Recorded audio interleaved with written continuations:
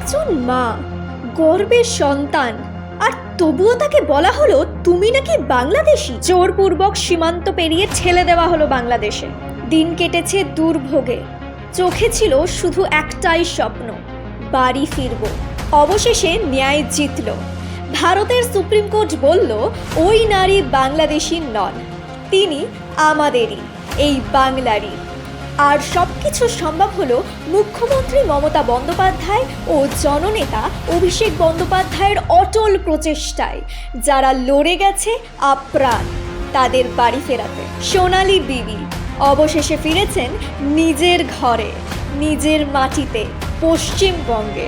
মানবতা জিতে যায় যখন জননেত্রী শ্রীমতী মমতা বন্দ্যোপাধ্যায় ও জননেতা শ্রী অভিষেক বন্দ্যোপাধ্যায়ের মতন নেতারা মানুষের পাশে দাঁড়ান।